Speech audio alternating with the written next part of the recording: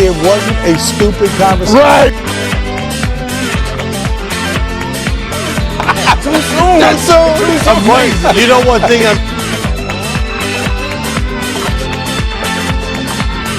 On both sides of the football, at minimum. The left tackle played bad. The right tackle.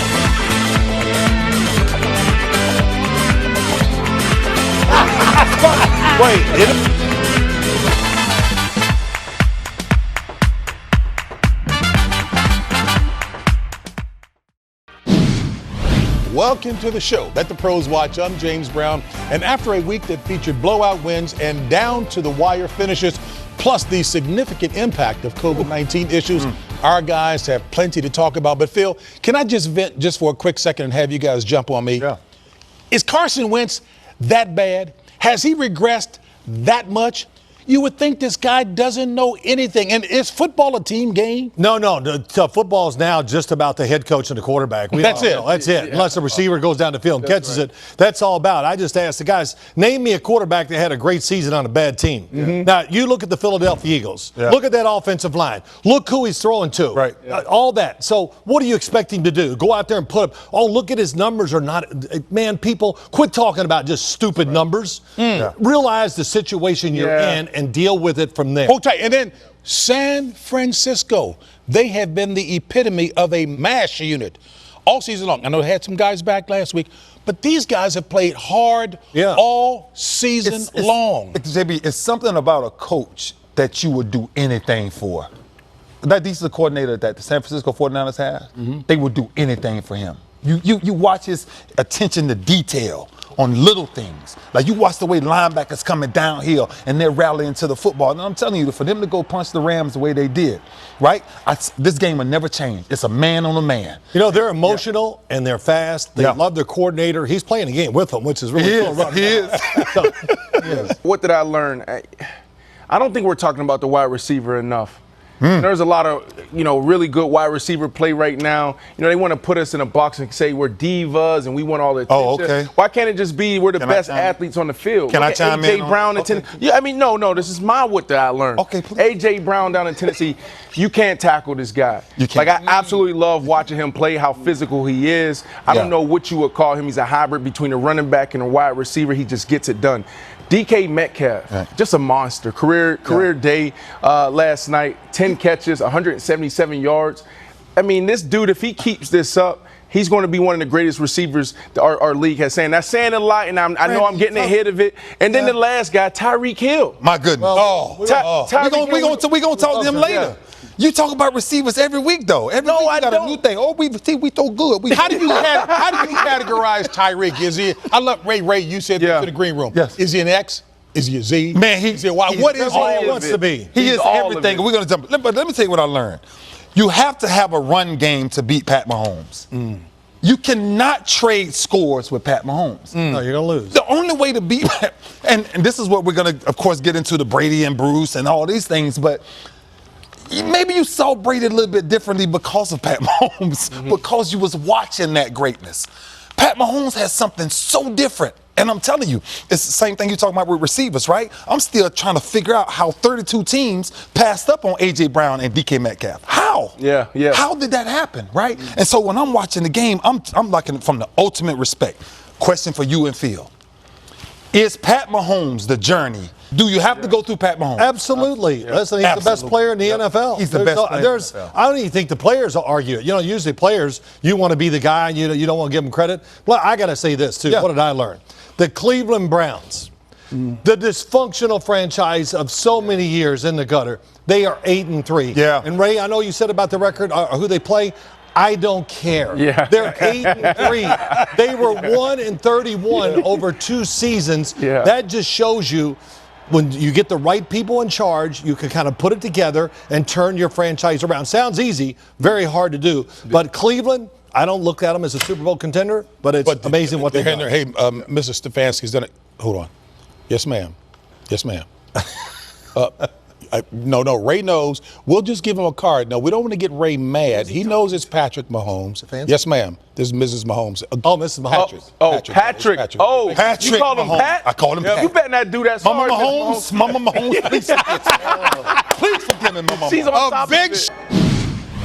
You know what? Shannon Sharp was a teammate of yours, and he was not quiet then, right? At all. And now Tyreek, he doesn't have to be quiet either, right? They need some help. They need some help.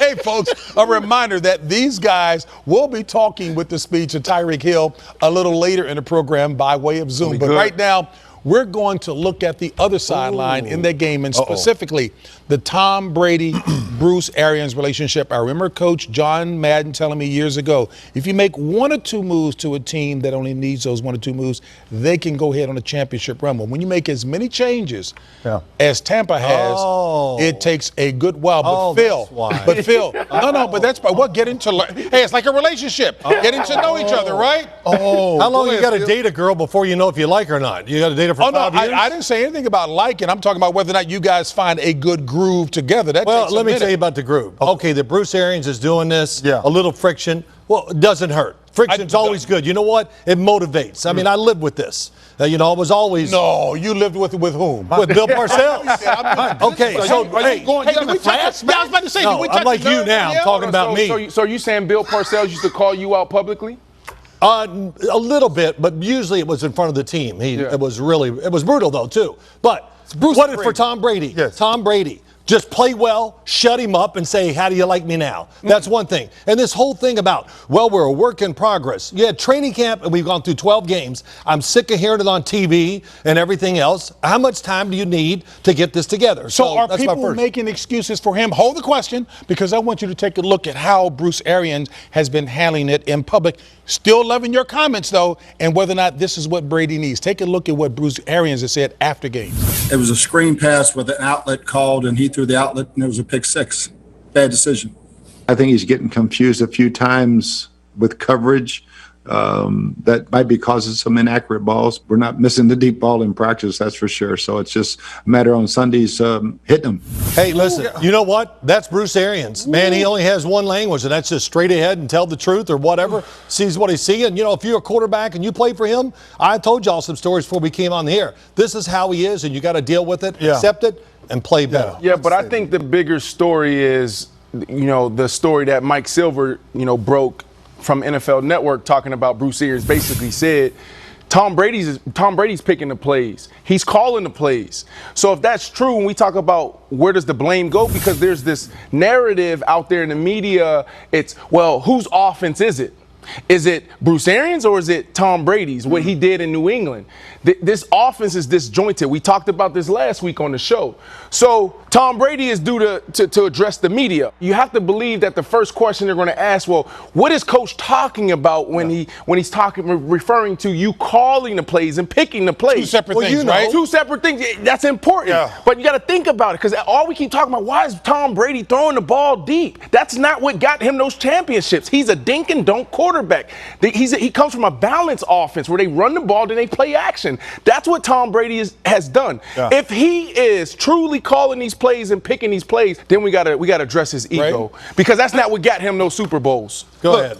I think we've been addressing this since the season started. When you remove Brady from New England, the expectation is you are the greatest quarterback of all time. Correct. That's the expectation. It can't go lower. So when he talks about we don't miss the deep balls in practice, then in the game, I'm going to need those deep balls thrown. Tom Brady plays a chess match. That's right. Tom Brady goes to his tight ends. Tom Brady goes to his running backs. Yep. So it's a slower game, right? Yep. But with the style of football that they're trying to play, Mike Evans on the outside, Godwin on the inside. These boys can get down. But it's a complex conversation, because it's very complex. Who's calling the plays? Is it Bruce? Is it Byron Leftwich? It's Bruce, though, Is it Tom Brady? Because you got to think about this. You're going against a team that's giving up almost 5 yards a rush. Why did we run it 13 times, Phil? Listen, you're running Bruce Arians' offense. He's not going to change. He's done this his whole career. Right. The team was built to throw the ball down the field. So Tom Brady knew this when he's coming down. Had they made adjustments? Sure, they made a few adjustments to it, but they got a huge offensive line. Chris Godwin, Mike Evans. These are down the field. Downfield. Can you see Mike Evans getting in the slot, running little outs? No. But he can run Okay, they got the running back, but look, it's built to do this. Gronk's a downfield receiver. So,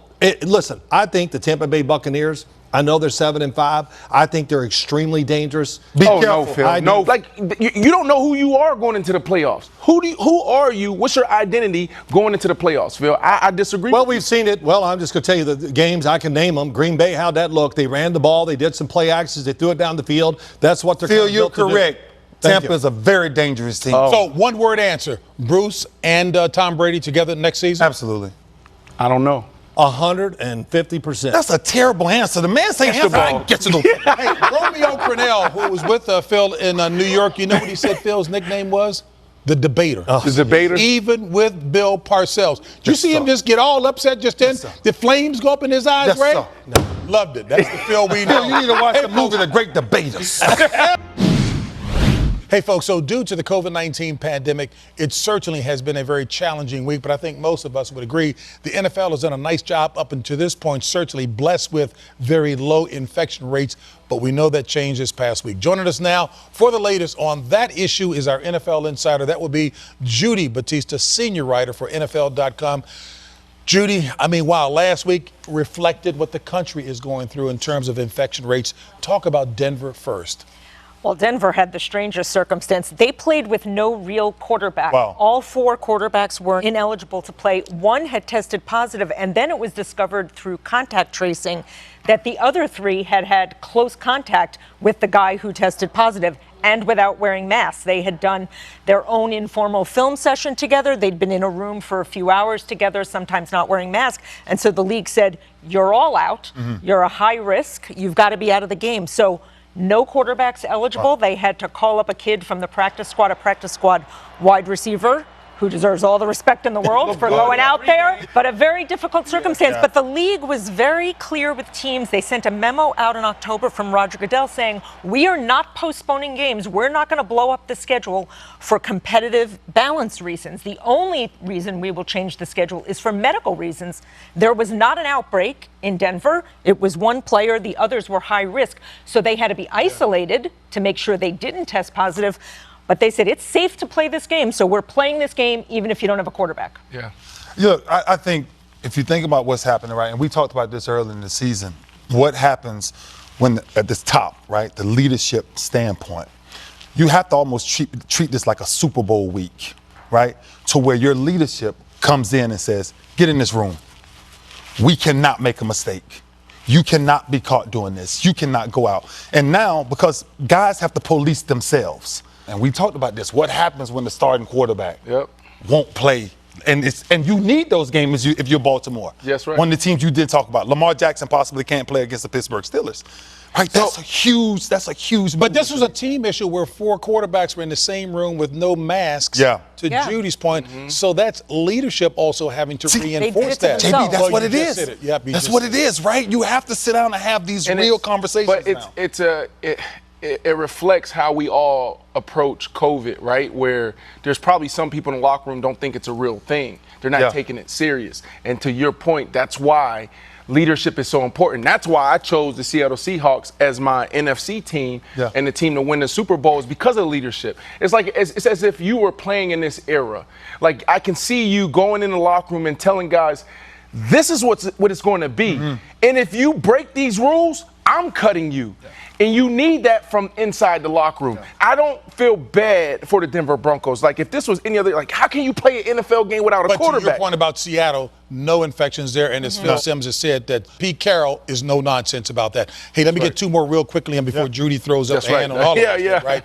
San Francisco, what's the deal there? Yeah, this is a rough situation for the 49ers. Santa Clara County, which is where they train and play, has hit pause on all contact sports for high school, college, and pro level, which means they have to go on the road. So they are relocating temporarily to Glendale, Arizona. They're going to play in the Arizona Cardinal Stadium. They have 2 home games that they will host in Glendale. And they're in the playoff hunt, but go ahead. Sure. They're going to have to train there. They're going to leave their families for the month of December. Eventually, they have one last home game in January. It's unclear if they'll be able to play that final home game in Santa Clara. We'll see. But they're going to be in Glendale, Arizona. Very difficult situation. Kyle Shanahan said on Sunday, really tough to have to tell the guys, you have to be away from your families. Let me just give you a personal perspective. To make all of these adjustments while being in the National Football League, and they signed up for this, right? That's why you say you don't feel sorry for Denver and them. But the perspective of understanding life or death, right? Health is everything. And if you don't have the right mindset walking on the football field. So to make these adjustments on the move, I'm telling you, I listen to fans and people talk all the time about, the NFL. To make these adjustments on the move, I'm going to applaud the players for just making these adjustments, right? But not having Lamar Jackson, it's huge. Yeah. Among others. It's huge. Right, Matthew Judon. This is one of those years, if you opt in, you have to deal with whatever comes. You all in. You got to be all in. So it's even to the point where it's like 5 weeks, the 49ers are away from their family. If it's 2 months, that's what you're opting into. Yeah, because you do the same thing at training camp, right? Yeah. Yeah. Training camp, you're away from your family for 3 weeks, right? 3 straight weeks. And that's why leadership got to get together, sit your behinds down. We ain't got time to be doing nothing else. If you'd have told me that, you know what I would have did? You told me, boy, you ain't going out, you ain't doing this, guess what I would have did? You wasn't going out. I would have listened. And real quickly, might we see the possibility of 32 mini bubbles, if you will? Is that even on the horizon? It's still being discussed. I think if we see it, we would only see it for the playoffs. And then I think it would just be teams doing local bubbles where they basically take over a hotel and put everybody in a hotel. Hey, what did Ray tell us early in the season? One of the young guys on the teams who might like to go hang out. Ray said he'd be sitting outside of his door, and he'd come out, Ray, where you going? Yeah, I ain't got nothing to do. I'm here all night. The Falcons win big over the Raiders, and maybe it was because John Gruden's team was still worn out from chasing our next guest around the field the previous week. That would be Kansas City wide receiver Tyreek Hill. Tyreek, thanks for joining us. Thanks for having me, guys. Thanks for having me. Yeah, good to have you on the show. Look, last week you had a great game. I want to go over it just real quick. 13 catches for 269 yards and 3 touchdowns. It was almost a perfect game. I want to know what you did. There we go. The flip. Yeah. Did you have was that? Was that perfect? You want to know what's crazy? Like, actually, one of my teammates betted me. I wouldn't do a backflip into the end zone. So I was like, you know what? I'm actually going to try this. So given the opportunity, Pat threw an amazing ball. I was able to make a guy miss, and I just somersaulted into the end zone. I'm just lucky I didn't land on my head or anything. Most of the guys were saying, okay, if he flips, like there's a chance that his knee could hit the ball. So I was like, nah, I got it. That's awesome. Hey, I got to call myself out here really quick, man. This wide receiver fraternity. And, we get asked this question all the time, like who's the greatest receivers of all time? Who's the best receivers playing today? And when you think about the list and you hear all these people on the airwaves, it's always Julio Jones, Michael Thomas, it's now DK Metcalf, and you can throw a couple guys in that conversation. I'm one of those guys, man. After watching you this past week, I said, why the heck don't I ever talk about the cheetah? Why do you think that is, man, that where people overlook you as one of the top receivers in the National Football League today? I don't know, man. Maybe because I got the best quarterback in the league, Yeah. He is an all-star, but I just feel like some people, like, they just watch me play and just one thing that, like, sticks out to them is just my speed. I feel like there's more to my game than speed, obviously. I've worked my butt off, ever since I came in the league to get me where I am today, which is a physical, go up, jump ball receiver, good hands, can run every route. Well, all right, let me ask you this question. Give me your top five wide receivers in the league today in order. Look, everybody is good. Like this year, there's a plethora of wideouts there that are good and that are making plays. I can say Justin Jefferson. I can say all of those guys. Like there are a lot of guys. Like you got young guys making plays. Yeah. I'm gonna give you my top 5 though. I'm gonna go DK. Yep. I'm gonna go Devontae. Yep. I'm gonna go DeAndre, obviously. I ain't even gonna put myself in the. I'm gonna go. Let's humility. see. Keenan Allen, and I'm gonna go. That's a good one. Mike Evans. Man. Oh, Yeah. that's a good. I like it. You know what, Cheetah, what's up, man? It's Ray Lou. And it's good to see you again. Man, remember when I coached you at the Pro Bowl? Oh yeah. Right? And that was young me, man. That was a young you. So Young me, man. so take the Cheetah then and the Cheetah now. And what's the biggest thing Cheetah has learned from the time we spent at the Pro Bowl? Well, I mean, when I first came into the league, you know, I was just excited to be in the league and just excited to just be a part of like the brotherhood of, you know, what comes with the league. And that's just the fame and just people like loving you. But now, like, I'm realizing, you know, just being around Coach Reed and just being around like in the locker room with guys like Kelsey, with Eric Berry, with guys like that, like how to be a true pro, you know, whether it's on the field or whether it's off the field. So when I'm on the field, I'm playing with passion. I'm doing I'm doing whatever it takes to win, you know. But when I first came in, I was just happy to play. I was just happy to make my one little play. Now it's like, man, I really love this game. I'm finally like understanding like exactly what I said, how to be a pro on and off the field. Tyreek, I want to ask you this. When you were in training camp and y'all drafted Patrick Mahomes, what was your thought after you watched him that first week in training camp? I thought it was trash. I ain't gonna cap. I ain't even gonna cap, man. When he first got there, I was like, they who y'all drafted right here? They who y'all drafted? Hey, but look, he proved me into a whole complete, I don't know, like it's just that second year, like his quarterback mechanics were different. It was like he was spending more time with his quarterback coach, spending more time with Coach Reed, like learning the offense.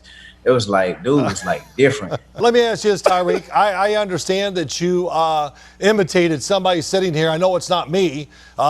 Ray Lewis. You did the Ray Lewis dance. Yeah. Man, look. Ray Lewis is You got low with that thing. You got low with it. Yeah. Ooh.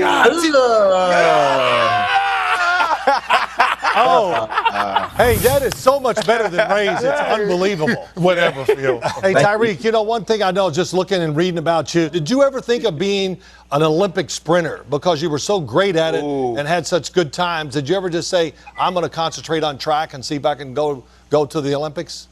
Yeah, but I could never just like concentrate on track, man, because I've always been a football guy my whole life. I didn't start running track till my 11th grade year, you know, of high school. So, I mean, football has always been, you know, in my heart. I mean, ever since I was a jit, man, my parents, they forced me to play football, even though I wanted to run and just not get tackled. I mean, they just wanted me to play football. So, and I will say, I do want to run track. If COVID wouldn't have happened this year, I would have been training for it. But who knows next year? I'm still young, and I still want to prove that I'm fast, and NFL athletes can do things outside of football. But thank you, Phil, for laying me up here because you raced Terrell Owens this offseason. You gave him a little head start. If you give me that same head start, do you think you can beat me? Yes. Yeah, hey, Brandon, I ain't gonna even cap to you. I looked up your 40. You like a what? 4'7"? No, I'm a 4. No, boy. Yes. I'm a 4'5". I'm a 4'5". Hold on, Brandon. Lower your voice. Your elders talking. Your elders talking. Lower your voice. Cheetah, thank you for straightening that out. This boy here done tried boxing, gymnastics. It's everything this child is trying. Gymnastics. He's trying to find his way.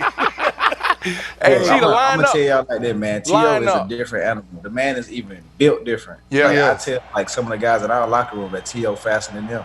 Really? That's true. Like, that dude is like built different. It's crazy. Yeah, Well, I got $100,000 on the line right now, so give me some pointers because if he built different, I ain't trying to lose my $100,000. He's telling you to go to the bank.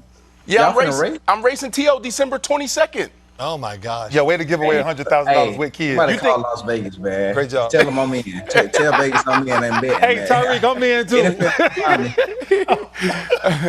All right, listen, man. It's good to see you from the Pro Bowl to now. Good to hear all the exciting things you're doing. Mad love and respect, man. All right, man. Thank you guys so much. All right, Thank you so much. Yeah. You have no chance of winning that race, Brandon. Let's get to that. So let's get back to the highlights and a tough Thanksgiving Day Game 4. Matt Patricia and the Detroit Lions against the Houston Texans. Brandon, if you choose one more thing. Man. Big Thanksgiving Day win for my Washington football team, but there was no joy in Big D, sadly, which can only mean one thing. Time for this week's edition of The Insiders. Hey, this one goes to Sugar. Sugar, cameras are everywhere on Inside the NFL. Oh, man. Photographers caught you doing your trademark Ravens pregame squirrel dance on Thanksgiving. No way. And now I want to get Brandon and Phil's thoughts about Sugar's holiday performance. Oh, my God. Again, look at the turkey slide. The turkey slide. You never see that leg. Hit it. I do this one. Get the people what they want, man. Seen that. No, I seen that. do it. Somebody, No. Actually, my son's sitting there to me. At least that turkey's not talking. Hey, you know what? Ray asked Shannon Sharp before one game, hey, man, why don't you come out and do the pregame dance with me? And Shannon said, Ray, I ain't got that much energy, man. I didn't save the energy for the I don't know game. how you do that and come play. Hey, folks, that wraps it up. You guys are flat out awesome.